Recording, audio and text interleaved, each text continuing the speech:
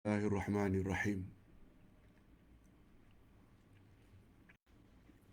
Alhamdulillah nahmaduhu wa nasta'inuhu wa nastaghfiruh wa na'udzu billahi min shururi anfusina wa min sayyiati a'malina. Man yahdihillahu fala mudilla lahu wa man yudlil fala hadiya lahu. Asyhadu an la ilaha illallah wahdahu la syarika lahu wa asyhadu anna Muhammadan abduhu wa rasuluh la nabiyya ba'dah. Allahumma salli wa sallim ala nabiyyina Muhammad wa ala alihi wa sahbihi ajma'in, amma ba'd. Hadirin dan hadirat serta para pemirsa yang saya hormati, Assalamualaikum warahmatullahi wabarakatuh. Alhamdulillah, kita bersyukur kehadirat Allah Azza wa Jalla. Berkat taufiknya, sekali lagi kita diperkenankan oleh Allah untuk berjumpa di dalam majlis ilmu, iaitu tafsir ayat-ayat iman siri yang ke-20.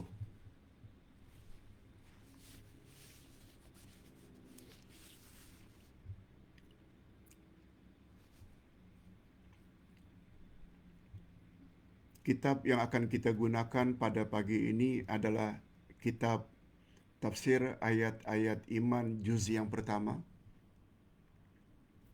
dari halaman 215 hingga 225. Siri ayat-ayat iman yang ke-20 di bawah tajuk Islam melindungi hak milik dan hak peribadi. Ustaz ulang sekali lagi.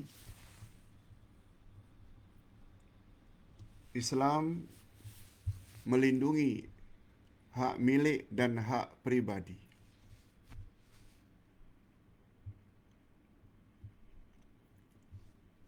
Topik ini berdasarkan ayat 29 hingga 33 dari surat An-Nisa.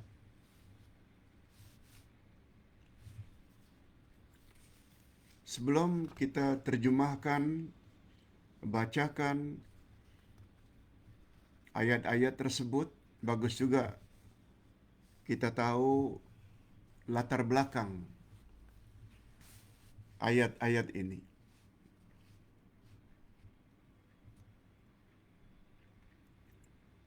Pada ayat-ayat sebelum ini, Allah Subhanahu wa taala telah menjelaskan tentang anak yatim. Allah juga telah menjelaskan tentang kewajiban lelaki membayar mahar kepada wanita yang akan dikawininya. Mahar maknanya mas kawin. Sebelum ini juga telah dijelaskan hadiah yang kita perlu berikan terhadap orang-orang yang tidak berhak menerima harta warisan.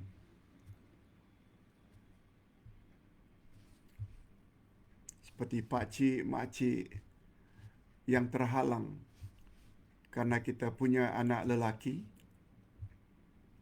Nah, kepada pakcik, makcik demikian yang tidak berhak mendapat faraid, pembahagian harta pusaka, kita hendaklah hadiahkan untuk mereka sedikit daripada peninggalan si mati.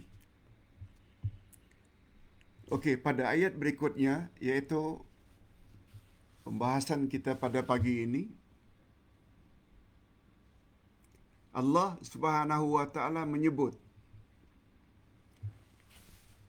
kaedah umum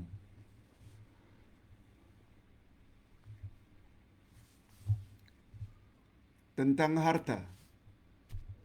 Kaedah atau formula yang bersifat am terhadap pengumpulan harta.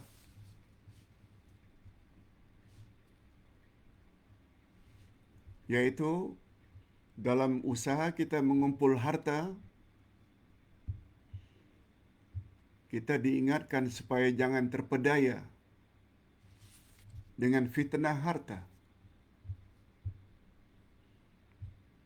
Sungguh banyak dalam Al-Quranul Karim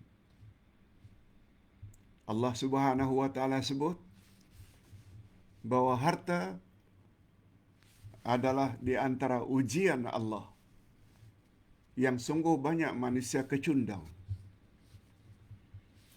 Antara lain ayat yang ke-9 dari surat Al-Munafiqun. A'udzubillahi minasyaitonir rajim. Ya ayyuhalladzina amanu. Orang-orang yang beriman. La tulhikum amwalukum wala auladukum an zikrillah. Orang-orang yang beriman, jangan hendaknya hartamu dan anak-anakmu melalaikan kamu dari mengingati Allah. Berkali-kali di dalam Al-Quran disebut bahwa harta adalah fitnah.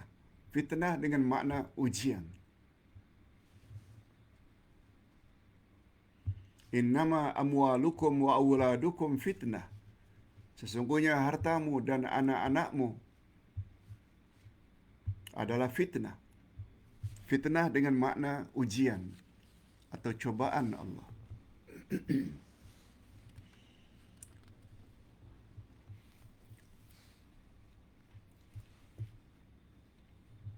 Berikut ini kita akan baca ayat demi ayat, kemudian kita akan terjemahkan secara harfiah, diikuti dengan terjemah maknawiyah.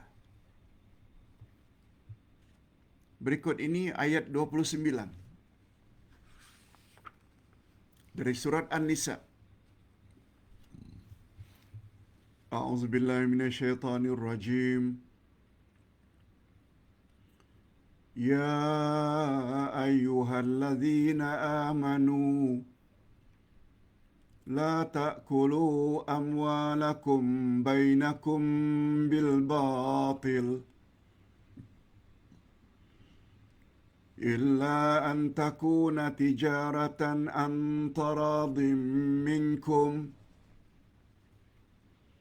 wa la taqtulu anfusakum innallaha kana bikum rahima.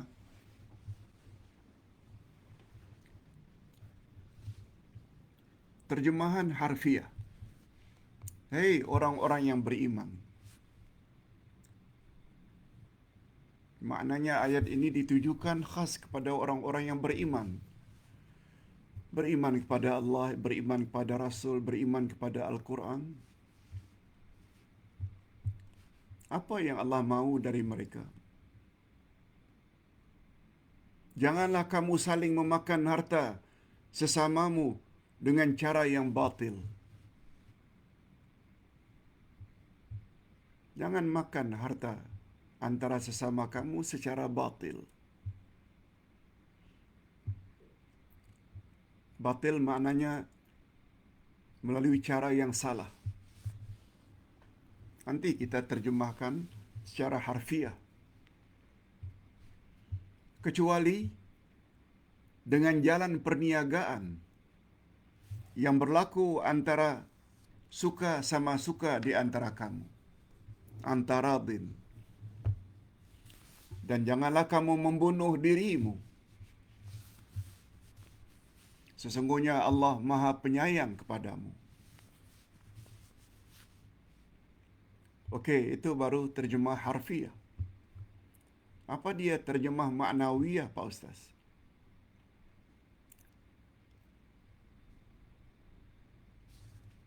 Banyak pengajaran yang dapat kita ambil dari ayat ini. Cuma secara singkat, kalau Ustaz tafsirkan langsung dari ayat, Ya ayyuhallazina amanu, hai orang-orang yang beriman. Beriman pada siapa? Pada Allah, pada Rasul, pada hari akhirat, pada Al-Quran. Semua kita mesti beriman. Lalu Allah ikuti dengan larangan, jangan kamu makan harta sesama kamu secara batil, secara yang salah.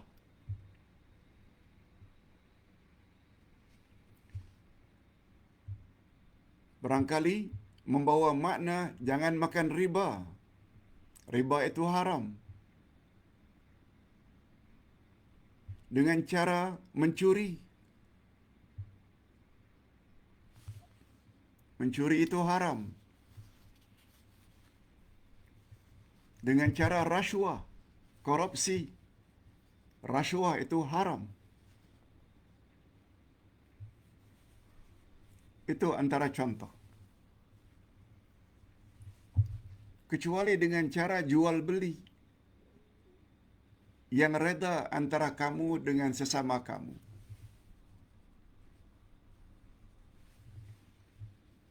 Jual beli ada akad. Ada barangan, ada harta atau bayaran. Namun demikian, mestilah ada unsur saling reda meredai. Berapa harga barang, apa barangannya, berapa mesti dibayar, mesti ada saling reda meredai. Dan yang membeli ada hak untuk memilih, jangan dipaksa.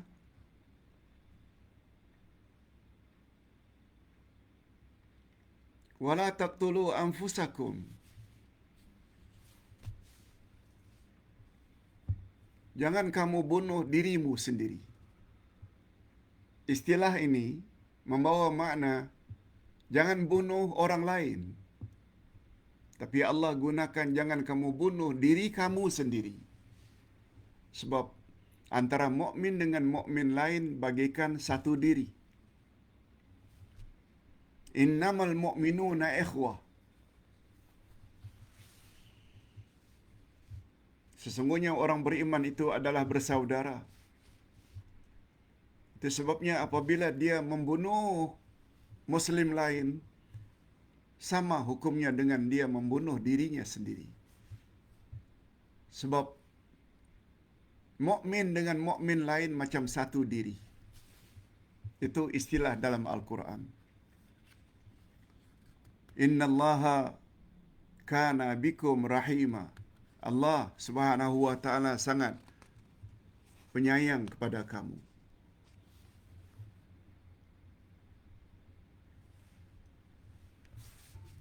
Ayat ini mengandung makna tersirat.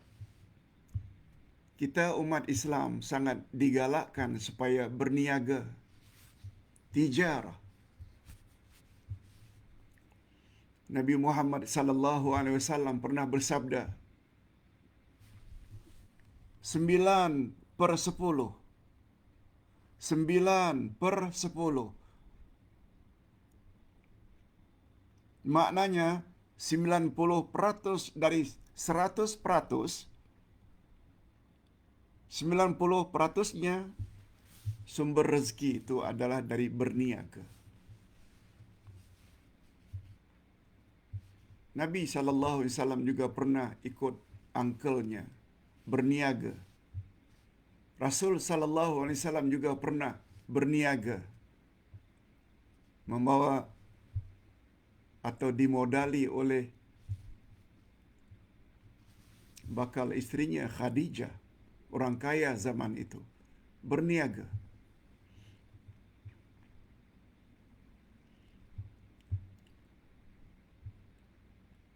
Begitu tinggi penghasilan atau income yang diperolehi oleh peniaga.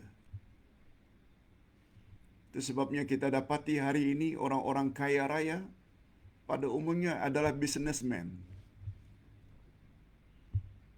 Cuma Islam telah mengatur peniaga yang jujur, ikhlas, kedudukannya sangat tinggi di akhirat nanti. Sebagaimana sabda Nabi, riwayat Imam Tirmizi, At-tajirus saduq, al-aminul muslim, ma'an nabiyyina wa siddiqina wa syuhada yaumal qiyamah. Peniaga yang benar, jujur, lagi muslim, akan bersama para nabi, para siddiqin, para syuhada pada hari kiamat nanti. Tapi dengan syarat, mesti peniaga yang jujur, lagi amanah, muslim pula. Hadirin dan hadirat rahimakumullah.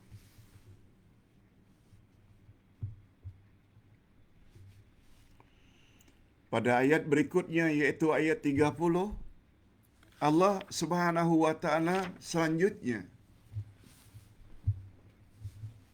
menerangkan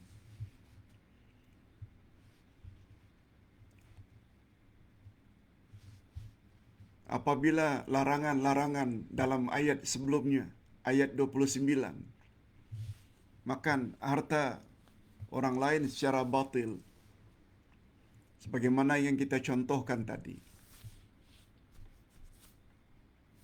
Apa kata Allah yang bakal mereka terima di akhirat nanti? Wa may yaf'al dzalika 'udwanan wa zulma fasawfa nuslihi nara wa kana dzalika 'ala Allahi yasir. Barang siapa yang berbuat demikian dengan melanggar hak dan aniaya, hak orang diambil tanpa izin,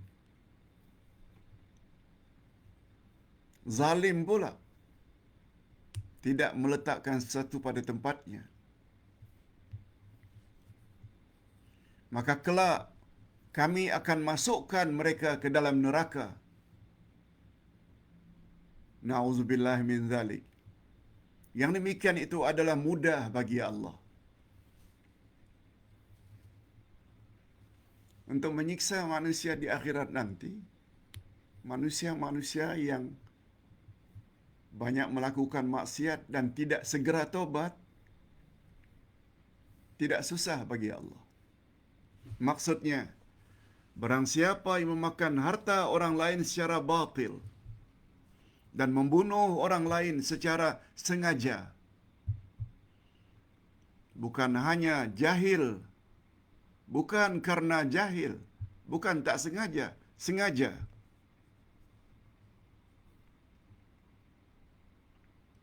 maka dia kelak akan dimasukkan ke dalam api neraka yang sangat dahsyat kepanasannya. Na'udzubillah min dzalik. Ini peringatan langsung daripada Allah. Itu sebabnya untuk kesekian kali Ustaz ulang,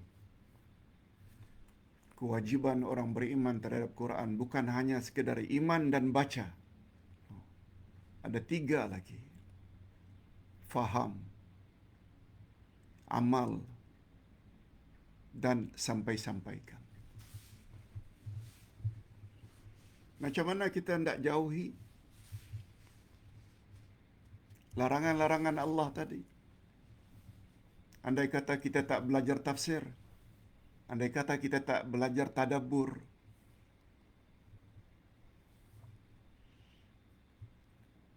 lalu apa ganjaran yang apabila kita dapat jauhi larangan-larangan tersebut? Ini dia. Ayat 31. In tajtanibu kaba'ira ma tunhauna an nukaffir ankum sayyi'atikum wa nudkhilkum mudkhalan karima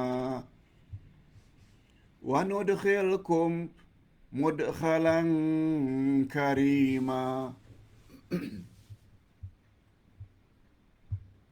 Jika kamu menjauhi dosa-dosa besar tersebut di antara kamu, di antara dosa-dosa yang dilarang kamu mengerjakannya di atas tadi, andai tak kamu jauhi. Salah faham, jika kita melakukan itu, kita akan dimasukkan ke dalam neraka, azab yang sangat dahsyat. Ekoran kepahaman kita, lalu kita jauhi riba, kita jauhi rasuah, dan lain-lain. Apa yang kita akan dapat bila kita jauhi? Niscaya, kata Allah, kami akan hapus kesalahan-kesalahan atau dosa-dosa kamu. Dosa-dosa kecil akan dihapus oleh Allah secara automatically. Dan kami masukkan kamu ke tempat yang mulia. Maksud tempat yang mulia yakni syurga. Bila kita jauhi larangan-larangan Allah di atas. Tidak makan harta orang secara batil. Kita tidak bunuh orang lain dengan sengaja. Sebagai ganjarannya, Allah bukan hanya akan masukkan kita dalam syurga, juga Allah akan hapuskan dosa-dosa yang kita buat.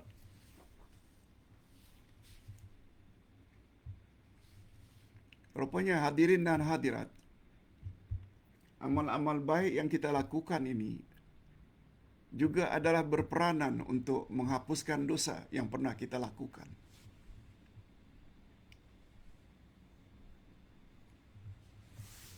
Ini sebagaimana sabda Nabi, as-salawatul khams wal jum'ah ilal jum'ah wa ramadan ila ramadan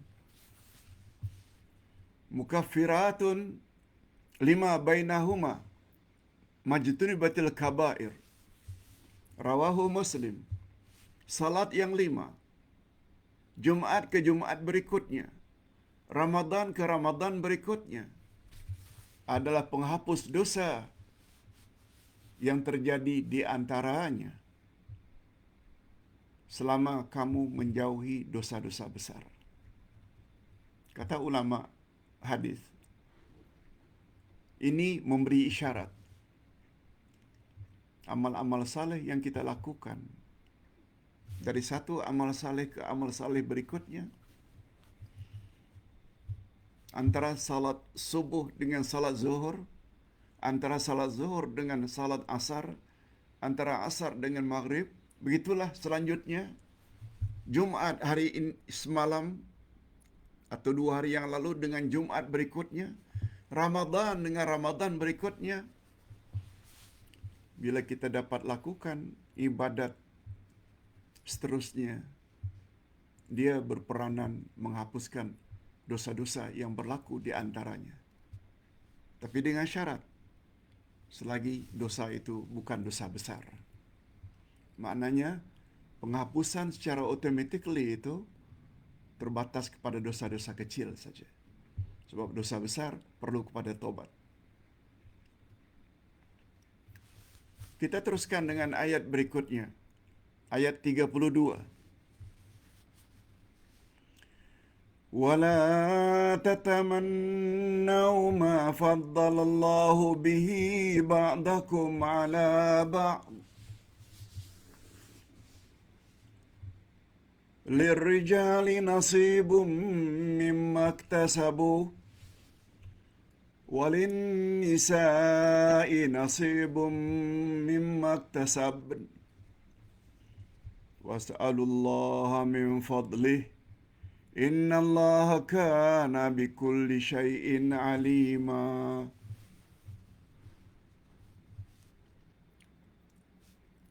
Coba dengar terjemahan harfiah dulu.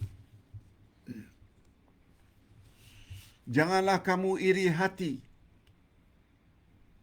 Jangan hasad, jangan dengki terhadap apa yang dikurniakan Allah kepada sebahagian kamu lebih banyak dari sebahagian yang lain. Jangan dengki kalau orang dapat nikmat lebih banyak.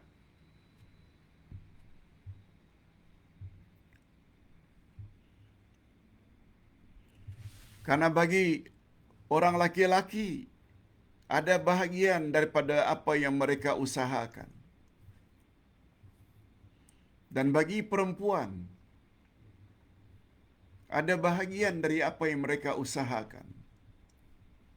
Maknanya tak kira laki-laki ke perempuan ke, asalkan berusaha, mereka layak mendapat anugerah ilahi. Dan mohonlah kepada Allah sebahagian daripada kurnia-Nya. Mohon mesti kepada Allah. Sesungguhnya Allah mengetahui segala sesuatu.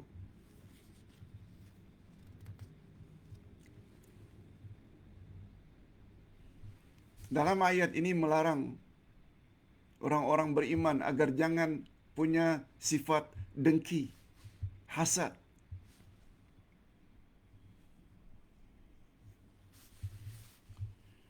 Sama ada seseorang itu diberi oleh Allah harta yang banyak, jangan dengki.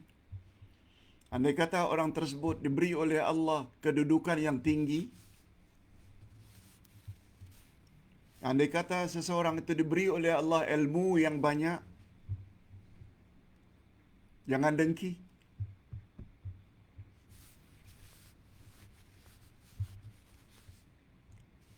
Sebab sifat dengki ini boleh bukan saja merosakkan amalan kita, tapi juga boleh merosak akidah kita.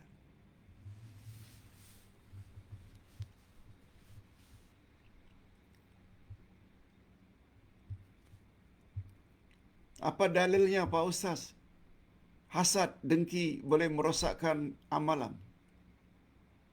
Coba dengar baik-baik.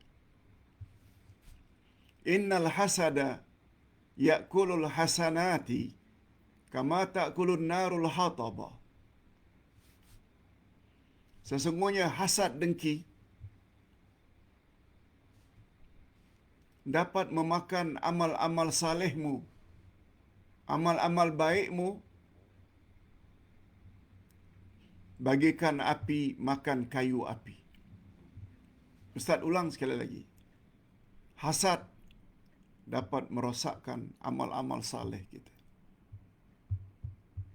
Salat kita, puasa kita, sedekah kita, zakat kita. Sebab Nabi kata, hasad dapat makan amal-amal baikmu, bagaikan api dapat makan kayu api. Akhirnya jadi arang, akhirnya jadi abu. Bukan saja amal kebaikan kita akan hancur, musnah, gara-gara hasad. Hasad juga dapat merosak akidah kita. Kalau ditanya mengapa Pak Ustaz? Senang saja jawabannya. Seseorang dapat harta yang banyak, itu kan sudah takdir Allah. Dalam Lauh Mahfuz. Seorang dapat pangkat yang tinggi, seorang dapat ilmu yang banyak, sudah ditakdirkan oleh Allah. Oleh sebab itu, bila kita tidak berpuas hati, seseorang, mengapa ya dapat harta lebih banyak? Mengapa ya dia punya kedudukan tinggi? Mengapa ya dia punya ilmu yang banyak? Kalau kita mula mempertanyakan itu, padahal perkara itu sudah ditakdirkan sejak azali, itu bermakna kita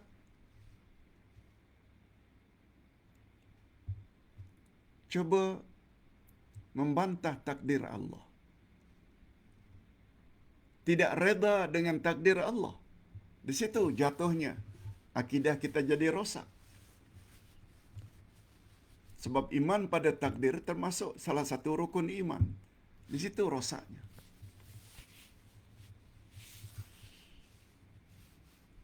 Cuma Nabi Muhammad sallallahu alaihi wasallam pernah menyebut, la hasada illa fitnatain. Kamu tidak boleh hasad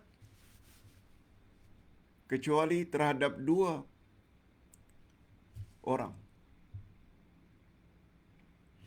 Orang yang diberi harta yang banyak, lalu orang itu gunakan pada jalan Allah. Banyak bersedekah, banyak infak, banyak zakat. Hajikan saudara mara dan kawan-kawan ke Mekah atau umrah. Nah, dia gunakan pada jalan Allah harta yang banyak. Lalu kita iri hati, ingin seperti itu. Itu boleh. Yang dipanggil dengan ghibtah. Ghibtah. Bukan dengan makna hasad. Hasad beza dengan ghibtah. Hasad, iri hati terhadap seseorang dan menginginkan agar nikmat yang orang tersebut perolehi hilang daripadanya. Itu hasad yang haram. Tapi hasad yang dimaksudkan oleh Nabi terhadap dua perkara ini dengan makna ghibtah. Ghibtah maknanya ingin memiliki sebagaimana yang dimiliki orang tersebut, sama ada harta, sama ada ilmu. Dia ingin memiliki seperti apa yang dimiliki oleh orang tersebut tanpa menginginkan supaya harta dan ilmu itu hilang daripada orang tersebut.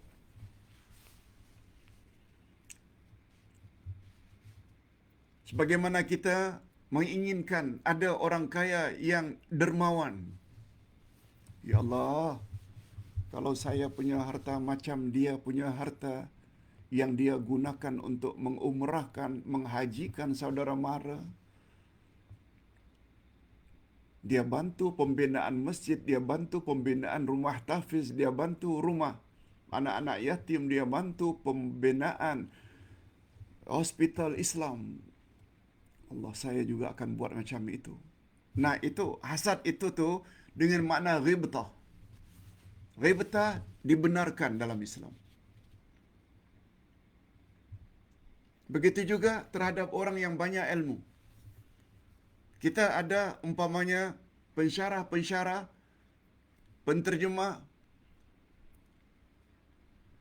penulis, penceramah yang banyak ilmunya. Selain untuk dirinya dan keluarganya, dia juga sebarkan. Lalu kita punya keinginan agar kita dan anak-anak kita juga seperti dia.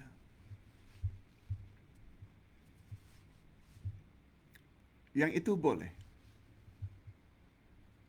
Sebagaimana Ustaz pernah sebut puluhan tahun yang lalu. Ketika Ustaz berumur 17 tahun, baru tingkatan 4, sekolah agama, pergi menghadiri ceramah bersama ibu. Haluan balik, ibu katakan pada Ustaz, yang baru umur 17 tahun. 17 atau 16 tahun. Nak, mak gembira sangat kalau engkau nanti boleh macam atau menjadi seperti Ustaz itu. Umur 17 tahun. Dengan takdir Allah, berselang 3 bulan saja, ibu meninggal dunia. Keinginan ibu itu agar anaknya menjadi ustaz bila dewasa nanti. macam ustaz berkenaan yang beliau kagumi. Itu yang membuat ustaz selalu ingat pesan ibu. Akhirnya motivasi ustaz untuk terus belajar sampailah menjadi Abdullah Yassin hari ini. Itu namanya ghibtah, bukan hasad. Sebagaimana yang Nabi sebut, jangan kamu hasad kecuali terhadap dua perkara. Orang yang banyak harta, yang menggunakan hartanya di jalan Allah. Dan yang kedua terhadap orang yang banyak ilmu, yang mengamalkan dan menyebarkan ilmunya. Allahumma ja'alna minhum. Hadirin dan hadirat rahimakumullah. Jadi hasad dilarang. Karena hasad bukan saja dapat menghancurkan amal baik, tapi juga dapat merosak akidah, sebagaimana yang kita sebut tadi.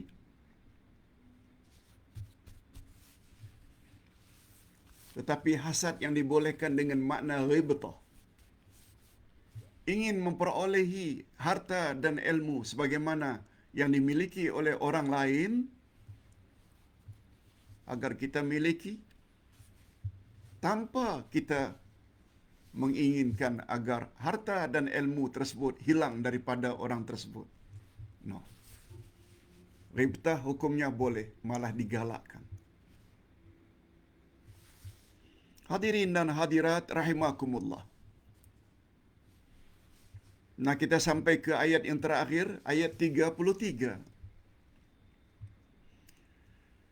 وَلِكُلٍّ جَعَلْنَا مَوَالِيَ مِمَّا تَرَكَ الْوَالِدَانِ وَالْأَقْرَبُونَ وَالَّذِينَ عَقَدَتْ أَيْمَانُكُمْ فَآتُوهُمْ نَصِيبَهُمْ إِنَّ اللَّهَ كَانَ عَلَى كُلِّ شَيْءٍ شَهِيدٌ.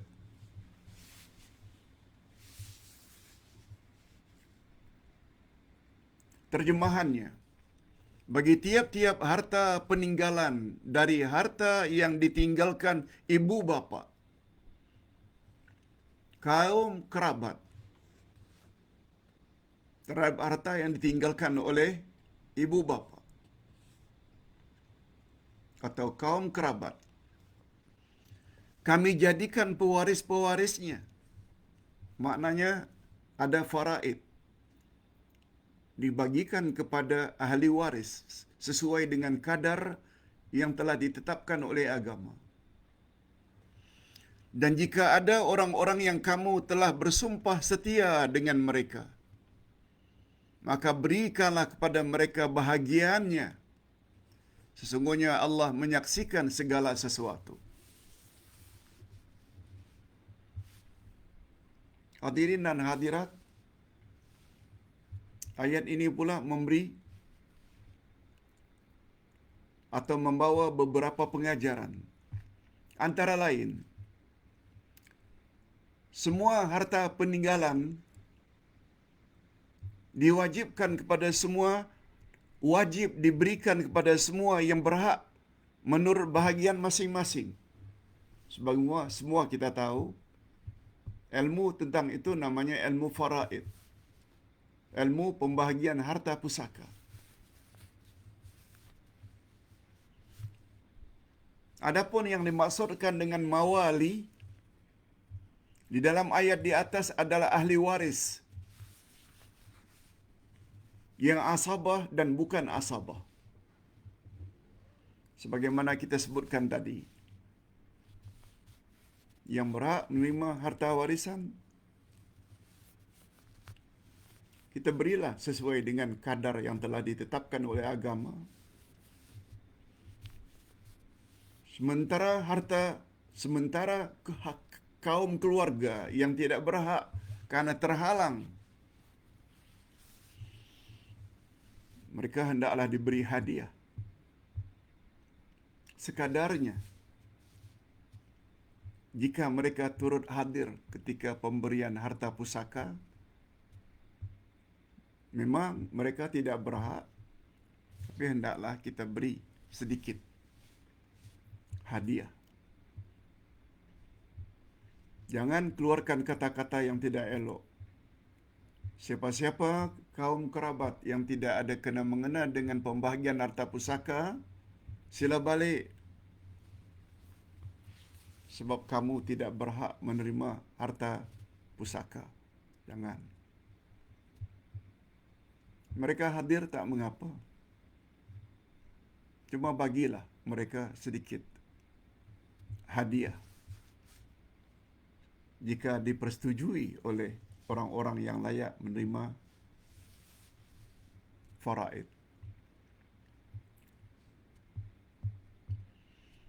Menurut pendapat yang terkuat, sumpah setia kawan yang pernah terjadi pada zaman Nabi SAW, iaitu permulaan Islam, yang mengakibatkan hubungan waris mewarisi antara mereka yang mengadakan sumpah setia, kemudian hukum itu dimansuhkan oleh Allah. Maksudnya, pada permulaan Islam dulu, khasnya ketika Nabi hijrah ke Madinah, Nabi kan mempersaudarakan antara Muhajirin dan Ansar. Pada peringkat awal mereka itu macam hubungan saudara mara kandung.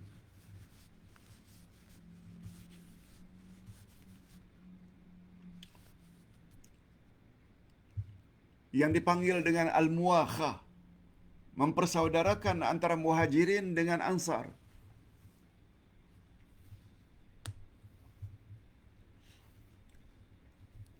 Sampai ke peringkat mereka layak saling waris mewarisi. Bila yang satu meninggal dunia, maka yang lain layak mewarisi. Tapi ingat, itu pada permulaan saja, yang kemudian hukum itu mansuh. Maknanya dibatalkan. Wallahu a'lam. Mudah-mudahan apa yang Ustaz sampaikan dalam masa 40 minit ini ada manfaatnya dari topik yang telah kita bahas tadi, yaitu Islam adalah agama yang memperakui hak pribadi dan hak milik seseorang. Jangan kita makan harta orang lain secara batil. Mudah-mudahan ada manfaatnya. Berikut ini Ustaz